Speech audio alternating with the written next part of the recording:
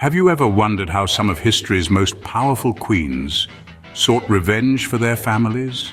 Today, we delve deep into the annals of history to explore tales of vengeance and retribution, stories of four queens who dared to defy the status quo and fight for their loved ones.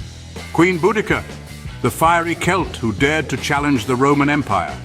Queen Mary I, England's first queen regnant, whose reign was marked by religious upheaval and a thirst for retribution. Queen Zinga, the fierce African queen who resisted Portuguese colonial expansion.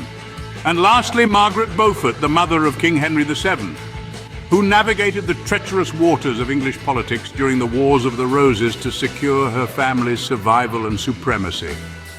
These stories, presented in chronological order, will take us across continents and centuries, revealing the strength, cunning, and resilience of these extraordinary women. So buckle up, let's start our journey in the 1st century AD, with a queen who dared to stand against the might of the Roman Empire. Our story begins with Queen Buddika of the British Celtic Iceni tribe. This tale is set in the 1st century AD in the lands we now know as England. Buddika, a noble queen, was left to rule the Iceni tribe after the death of her husband, King Prasutagus.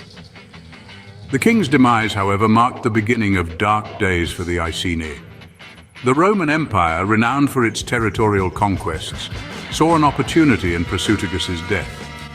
The Romans annexed the Iceni kingdom, seizing their lands and bringing untold hardship upon Buddika and her family. Buddika herself was publicly flogged, and her daughters suffered unthinkable violations. But this was not a woman to be trifled with, and the Romans would soon learn the cost of their actions. Buddika, fueled by the injustice meted out to her and her daughters, rose in revolt against the mighty Roman Empire. She was no ordinary queen, she was a warrior, a beacon of hope for her people, and a symbol of resistance against oppression. Buddika rallied the tribes of Britain, uniting them under a single banner, a banner of rebellion against their Roman oppressors. This wasn't just a rebellion, it was an uprising, a tidal wave of retaliation that swept across the land. Buddika's forces razed several Roman settlements to the ground, including the cities we now know as London and Colchester. The queen's wrath was fierce, her courage unyielding, and the destruction she wrought upon the Romans was testament to her indomitable spirit. Yet even the mightiest of storms must eventually pass. The Romans, with their superior military tactics and resources, eventually managed to suppress Buddika's rebellion. But even in defeat, Buddika was victorious. Her spirit, her courage, and her resilience turned her into an enduring symbol of resistance against oppression. Although her rebellion was ultimately suppressed, Buddika's spirit of defiance continues to inspire people today. Through her story, we are reminded that courage is not the absence of fear, but the triumph over it. And so, the tale of Buddika, the warrior queen, lives on. From Buddika, we move forward to the 16th century, to the reign of Mary that of England. Our journey through time lands us amidst the tumultuous era of religious strife and political tension. Mary Wund, often referred to as Bloody Mary, ascended to the throne in 1553, and her reign was anything but peaceful. Mary was driven by a potent mix of personal and religious motivations. She was the daughter of King Henry VIII and Catherine of Aragon, the first of Henry's 6 wives. The annulment of their marriage by the Pope led to England's split from the Catholic Church and the establishment of the Church of England. This deeply personal family trauma was the catalyst for Mary's fervent desire to restore England to Catholicism. Her reign was marked by a brutal crackdown on Protestantism. She viewed Protestants as both religious heretics and personal enemies, those who had wronged her mother and thus her family. This belief led to a wave of persecution, the scale of which England had not seen before. Hundreds of Protestants faced trials, imprisonment, and even execution, often by being burned at the stake, a grim spectacle intended to instill fear and suppress dissent. The sheer ruthlessness of these methods earned Mary her infamous nickname, Bloody Mary. Yet it's essential to remember that these actions were not driven merely by a thirst for power. They were also a manifestation of her deep-seated desire to avenge the wrongs against her family and restore what she saw as the rightful order of things. Despite the bloodshed, or perhaps because of it, Mary's actions had a lasting impact on England's religious landscape. The memory of her persecutions fueled anti-Catholic sentiment for generations, shaping the country's religious and political trajectory long after her death. Mary's reign was marked by bloodshed and fear, earning her the infamous moniker Bloody Mary. She remains a controversial figure, a queen who sought vengeance not just for herself, but for her family and faith. We travel now to the African continent, to the 17th century kingdoms of Ndongo and Matamba, ruled by Queen Zinga. In a world dominated by colonial powers, Queen Zinga, or Zinga as she was also known, stood as a bulwark against the Portuguese expansion into present-day Angola.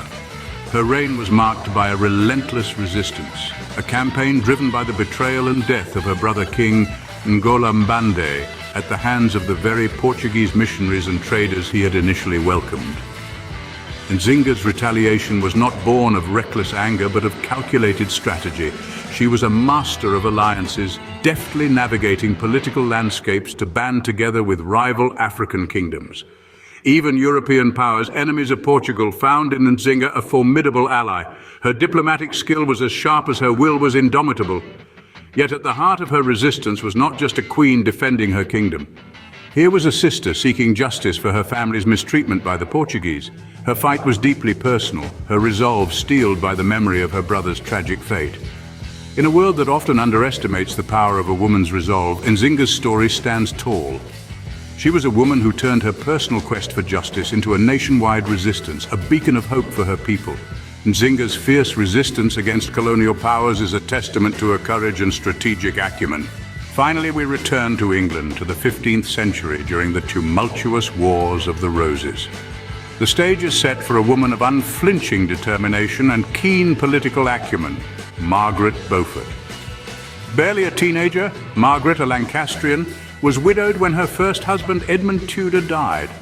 She was left alone, vulnerable to the political machinations of the time.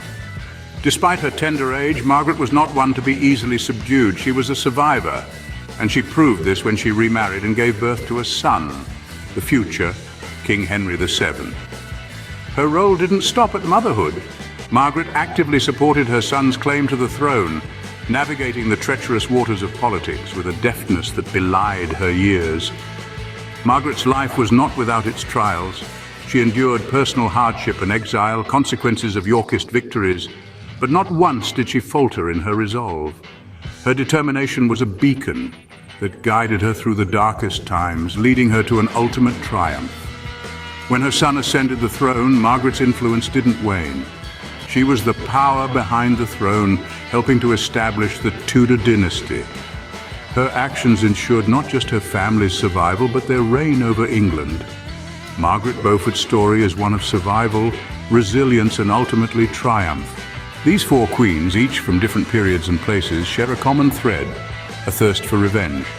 Buddika, the Celtic queen, responded to the brutal mistreatment of her family by the Roman Empire with a fierce uprising, leaving an indelible mark on history as a symbol of resistance.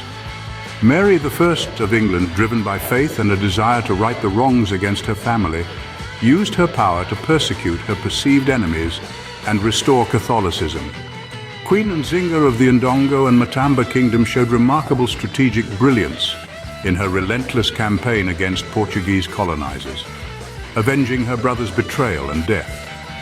And Margaret Beaufort, the mother of King Henry VII, used her political acumen to navigate the treacherous waters of the Wars of the Roses, ultimately securing power for her family and avenging their past sufferings.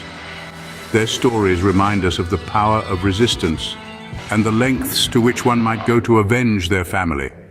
History, indeed, is a tapestry woven with threads of vengeance and redemption.